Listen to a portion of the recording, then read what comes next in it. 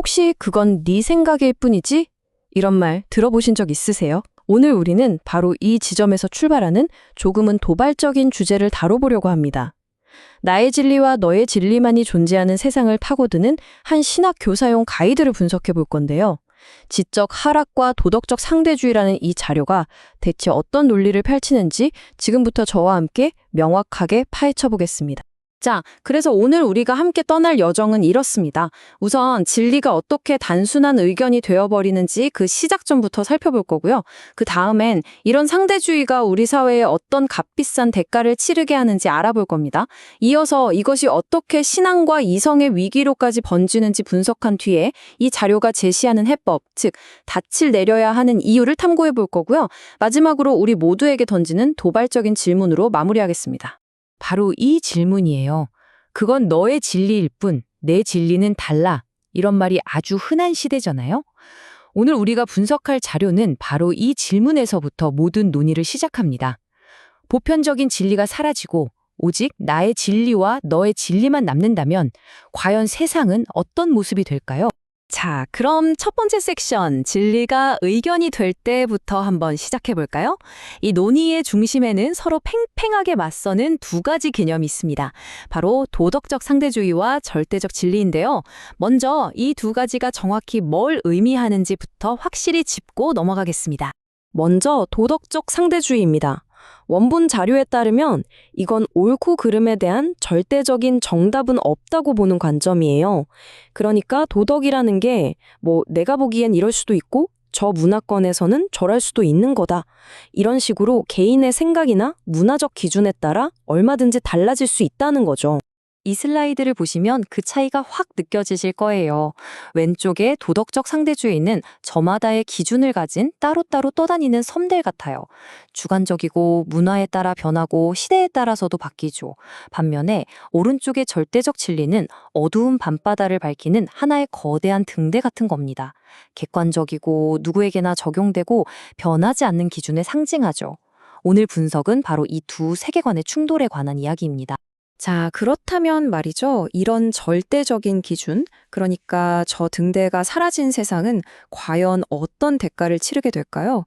두 번째 섹션에서는 이 자료가 경고하는 상대주의의 아주 값비싼 청구서를 자세히 들여다보겠습니다. 원본 자료에서는 이걸 아주 심각하게 경고하고 있어요.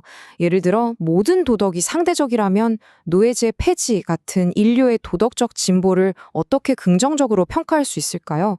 그 기준 자체가 모호해지는 거죠. 또 끔찍한 대량 학살 같은 사건에 대해서도 그건 그 시대, 그 문화의 방식이었을 뿐이야 라고 말하며 비판할 근거를 잃게 된다는 겁니다. 심지어 모든 진리는 상대적이다 라는 이 주장 자체가 하나의 절대적인 주장처럼 들리지 않으세요? 바로 이런 논리적인 모순에 빠진다는 거고요. 결국엔 이 모든 게 도덕 문제에 대한 무관심으로 이어진다고 경고합니다. 그리고 이 모든 길의 끝에 뭐가 있느냐? 바로 탈친실 사회라는 겁니다. 이 슬라이드에 나온 것처럼 객관적인 사실보다 개인의 감정이나 믿음이 더 중요해지고 더 큰 힘을 갖게 되는 사회 말이죠. 이건 철학책에나 나오는 어려운 얘기가 아니라 어쩌면 우리가 매일 뉴스에서 보고 느끼는 현실과 맞닿아 있는 이야기일지도 모릅니다. 자, 이제 세 번째 섹션인데요. 여기서부터 이 자료의 가장 대담하고 핵심적인 주장이 나옵니다. 바로 우리 사회의 여러 문제들이 사실은 신학적 기반이 무너진 것과 직접적으로 연결되어 있다는 주장이에요. 과연 이 둘 사이에 무슨 상관관계가 있다는 걸까요? 바로 이 문장입니다. 이 자료의 심장을 꿰뚫는 한 문장이죠.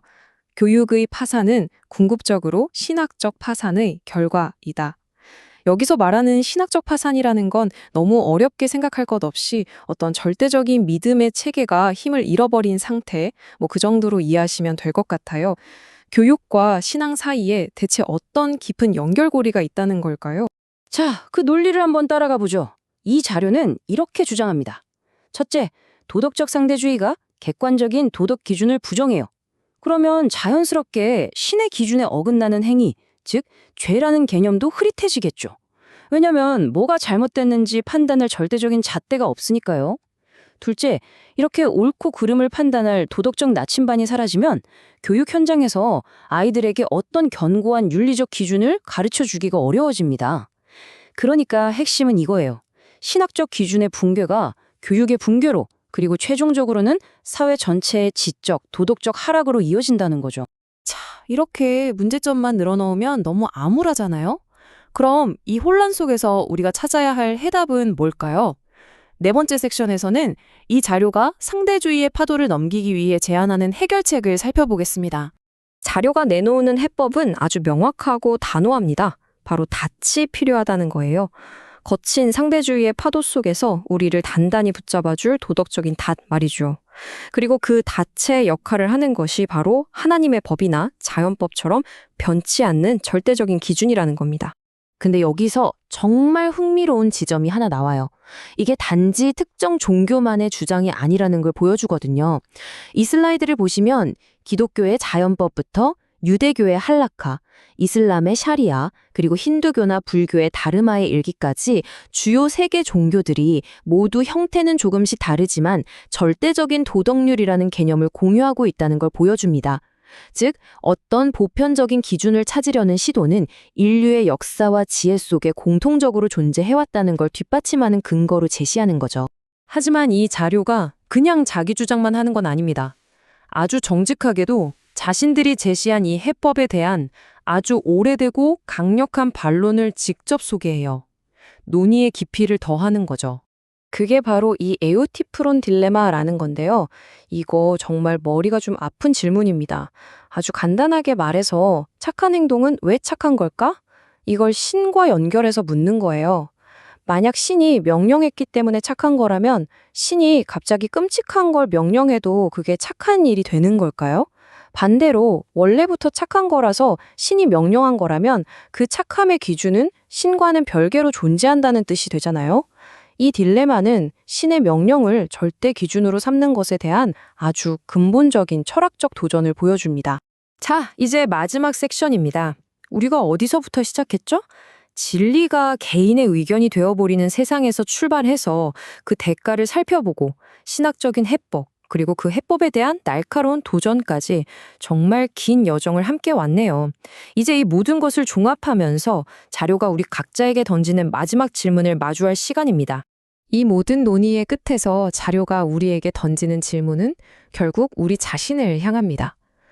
이렇게 내 생각만 넘실대는 세상 속에서 여러분의 삶을 단단하게 붙잡아주는 절대적인 닷은 과연 무엇인가요? 만약 그게 없다면 우리는 이 거친 바다를 어떻게 항해해야 할까요? 오늘 이 이야기가 바로 그 질문에 대한 답을 찾아가는 작은 출발점이 되었으면 좋겠습니다.